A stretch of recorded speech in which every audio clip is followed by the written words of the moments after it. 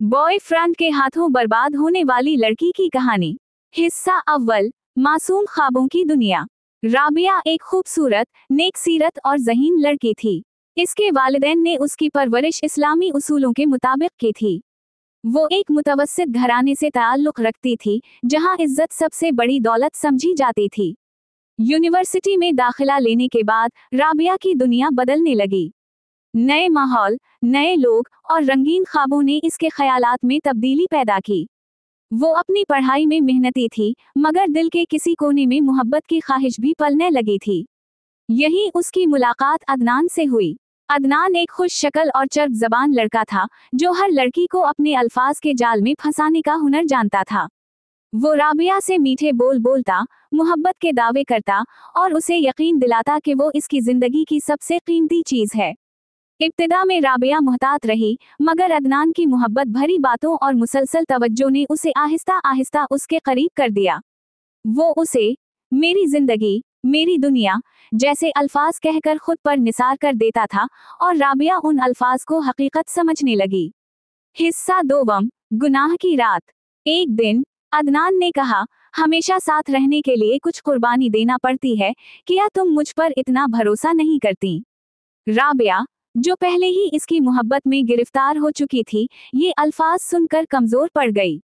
अदनान ने उसे यकीन दिलाया कि वो जल्द ही शादी कर लेंगे, और राबिया ने इसके झूठे वादों पर यकीन कर लिया। इस रात अदनान ने उसे एक फ्लैट में बुलाया, जहां वो मुकम्मल तौर पर तन्हा थी। राबिया का दिल घबरा रहा था, मगर अदनान की मोहब्बत में गिरफ्तार होकर वो इस लम्हे के बारे में ज्यादा ना सोच सकी। लेकिन वो नहीं जानती थी कि जिस मोहब्बत पर वो अपनी इज्जत कुर्बान कर रही है, वो मोहब्बत नहीं बल्कि धोखा था। हिस्सा सोम, बेवफाई और तजलील। अगली सुबह जब राबिया ने अदनान को शादी की याद दिलाई, तो इसकी आंखों में वो मोहब्बत नजर नहीं आई जो कल रात तक मौजूद थी। वो हंसकर बोला, शादी? तुम जैसी लड़की से, जो एक रात में किसी पर भरोसा करके सब कुछ कुर्बान कर दे। ये अल्फाज सुनकर राबिया को यूं लगा जैसे किसी ने उसे जिंदा दफन कर दिया हो।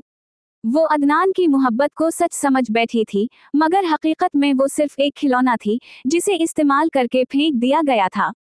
हिस्सा चहारम, मुआशरे की बेरहमी। राबिया घर पहुंची, मगर वो पहले वाली राबिया ना रही थी। इसका दिल टूट चुका था, आंखों से आंसू थमने का नाम नहीं ले रहे थे। चंद दिन बाद किसी तरह ये बात इसके घर तक पहुंच गई। वालिदैन, जो अपनी बेटी पर फख्र करते थे, अब शर्मिंदगी महसूस करने लगे। इन्होंने उसे सख्त सुस्त कहा और आखिरकार घर से निकाल दिया। राबिया, जो कभी माँ की आंखों की रोशनी थी, अब बेआसरा सड़कों पर थी। इसने कई जगह नौकरी की कोशिश की, मगर जहां भी जाती, लोग इसकी माजी की गलती को उसके किरदार का हिस्सा बना देते। हिस्सा पंजुम, तौबा या हलाकत। मायूसी और शर्मिंदगी के बोझ तले राबिया के पास दो रास्ते थे। या तो वो अपने गुनाह पर अल्लाह से माफी मांगकर एक नई जिंदगी शुरू करती, या फिर दुनिया की बेरहमी से घबराकर मजीद गुनाहों में पड़ जाती। वो मस्जिद गई, अल्लाह के हुजूर सजदा किया और रो रो कर दुआ करने लगी। या अल्लाह, मैं नादान थी, मैं धोखा खा गई, मगर तो रहीम वाओ करीम है।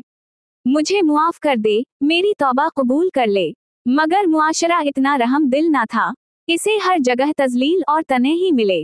कुछ अरसा बाद जब इसके पास ना खाने के लिए कुछ बचा, ना रहने के लिए कोई जगह, तो उसकी हिम्मत टूट गई। इख्तिताम, एक नाकाबिल फरामोश सबक। एक दिन वो दरिया के किनारे बैठी अपनी बर्बाद जिंदगी पर सोच रही थी, जब अचानक उसकी नजर अदनान पर पड़ी। वो किसी और लड़की के साथ हंसी खुशी जा रहा था, बिल्कुल वैसे जैसे कभी राबिया के साथ होता था। ये मंजर देखकर वो रो पड़ी। मैं बर्बाद हो गई, मगर वो वैसा ही खुशहाल है।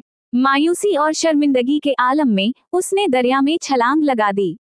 नतीजा, राबिया की जिंदगी की कहानी हमें ये सबक देती है कि मोहब्बत के नाम पर अंधा एतमाद करने वाले अक्सर धोखा खा जाते हैं।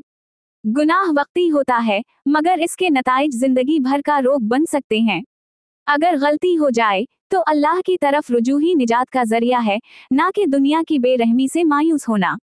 राबिया की कहानी खत्म हो गई, मगर ये सवाल छोड़ गई, अगर मुआशरा गुनाहगार को मुआफ करने की बजाय उसे मजीद गुनाह में धकेल दे, तो असल मुजरिम कौन होता है?